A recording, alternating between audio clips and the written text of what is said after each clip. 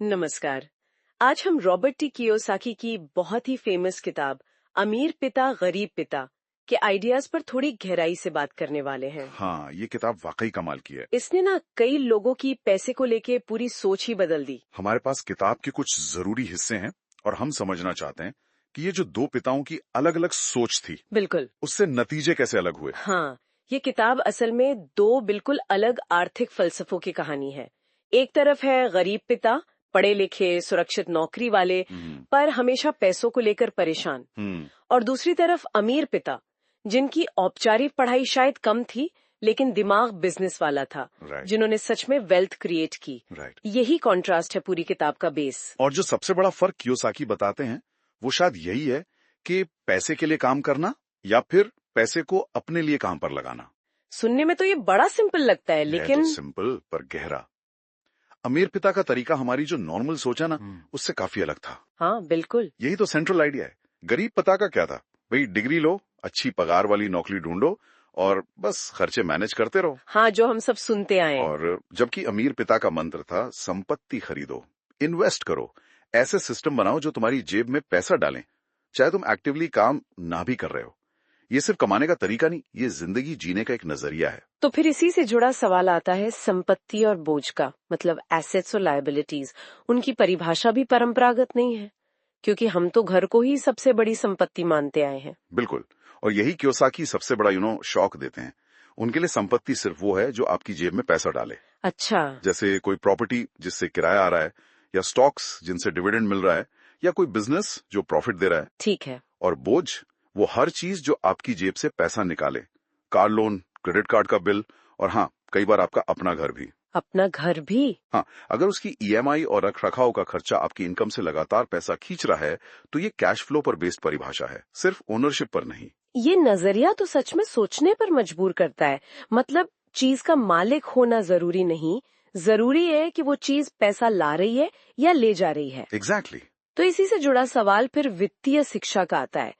गरीब पिता तो शिक्षा को बहुत महत्व देते थे। हाँ, पारंपरिक शिक्षा जरूरी है, वो मानते थे, लेकिन कियोसाकी जोर देते हैं कि वो आपको अच्छा एम्प्लॉई बनना सिखाती है, मालिक या निवेशक नहीं। असली खेल है फाइनेंशियल लिटरेसी का, अकाउंटिंग की समझ, निवेश कैसे काम करता है, बाजार क्या है, टैक्स के नियम क्या है। अच्छा। ये वो ज्ञान है जो आपको पैसा मैनेज करना और उसे बढ़ाना सिखाता है। और ये चीजें स्कूलों कॉलेजों में कहाँ सिखाई जाती हैं ज्यादातर? सही बात है। मतलब एकेडमिक पढ़ाई के साथ साथ पैसे की समझ जरूरी है, वरना अच्छी कमाई के बाद भी फाइनेंशियल फ्रीडम दूरी रहेगी। बिल्कुल। और कियोसाकी नौकरी की सुरक्षा को भी शायद एक भ्रम मानते हैं। हाँ, वो इसे चूहा दौड़ कहते हैं, रैट रेस। अच्छा। रैट रेस मतलब ज्यादा कमाओ, फिर खर्चे बढ़ाओ, फिर ज्यादा कमाने के लिए और मेहनत करो, और इस चक्कर में कभी आर्थिक रूप से आजाद ही नहीं हो पाते। उनका तर्क है कि सिर्फ एक नौकरी पर टिके रहना बहुत रिस्की है। इनकम के मल्टीपल सोर्स बनाना, चाहे छोटा मोटा साइड बिजनेस हो या थोड़ी बहुत इन्वेस्टमेंट, वो ज्यादा सेफ तरीका है। लेकिन ये सब करने में डर और लालच, ये भावनाएं भी तो बीच में आती होंगी। नौकरी छूटने का डर या जल्दी अमीर बनने का लालच। बिल्कुल। और कियोसाकी कहते हैं कि यही दो इमोशंस है जो ज्यादातर लोगों के फाइनेंशियल फैसलों को चलाते हैं।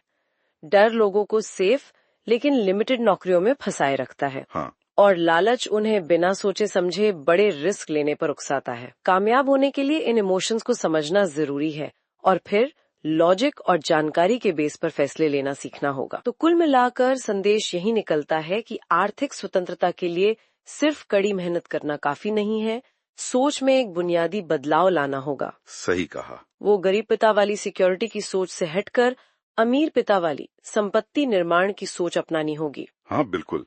और इस किताब की कामयाबी का एक बड़ा कारण इसकी सरल भाषा और कहानी कहने का अंदाज भी है। मुश्किल लगने वाले फाइनेंशियल कॉन्सेप्ट्स भी आसानी से समझ आ जाते हैं। सही। और ये सवाल जरूर खड़ा करती है कि क्या हमारा एजुकेशन सिस्टम हमें जिंदगी की एक बहुत जरूरी चीज, पैसा मैनेज करना सही से सिखा रहा है? वाकई ये किताब सिर्फ निवेश के तरीके नहीं बताती, बल्कि पैसे के साथ हमारा जो रिश्ता है, हमारी जो मानसिकता है, उस पर सोचने को मजबूर करती है। चलिए श्रोताओं के लिए एक विचार छोड़ते हैं। अगर आज अपने महीने के सबसे बड़े खर्चों को देखें तो कियोसाकी की परिभाषा के हिसाब से वो संपत्ति है या बोझ? इस नजरिए से देखने पर क्या कुछ नई चीज समझ आती है?